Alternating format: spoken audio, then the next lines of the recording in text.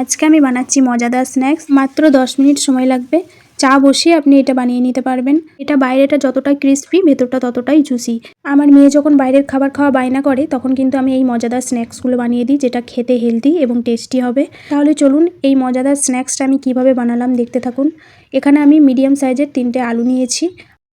আলুগুলোকে একটু পাতলা পাতলা করে কেটে নিচ্ছি সেদ্ধটা তাড়াতাড়ি হওয়ার জন্য।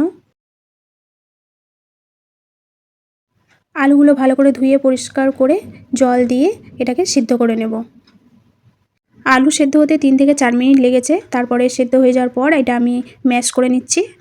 এর মধ্যে দিয়ে দিচ্ছি গোলমরিচ গুঁড়ো, চাট মশলা, আর দিয়ে দিচ্ছি পরিমাণ মতো নুন, 1 চামচ চিলি ফ্লেক্স দিয়ে দিলাম অল্প একটু ধনেপাতা, আর দিয়ে দিচ্ছি কর্নফ্লাওয়ার।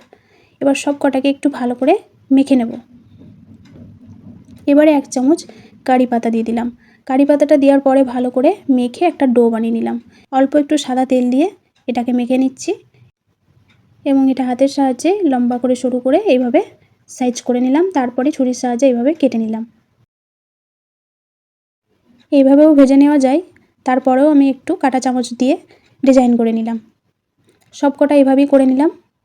এবার এগুলোকে আমি তেলের মধ্যে দিয়ে দিচ্ছি। গ্যাসের ফ্লেমটা লো টু মিডিয়াম আঁচে রেখে আমি এই বিটসগুলোকে ভেজে নেব।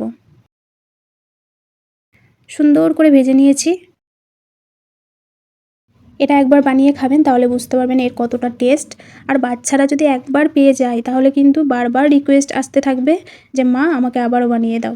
এটা খেতে অসাধারণ, বাইরেটা কতটা ক্রিস্পি দেখেই বুঝতে পারছেন। আজকের ভিডিওটা আপনার কাছে কেমন লাগলো প্রতিবারের মতো কমেন্টে অবশ্যই জানিয়ে যাবেন। আগামী দিনে আমার এই রকম সুন্দর সুন্দর রেসিপি পাওয়ার জন্য চ্যানেলটি সাবস্ক্রাইব করে রেখে দিতে পারেন। ফিরে আসছি নতুন কোনো একটা মজার রেসিপি নিয়ে। ততক্ষণে ভালো থাকবেন, সুস্থ থাকবেন। ধন্যবাদ। একে বাংলার আশা,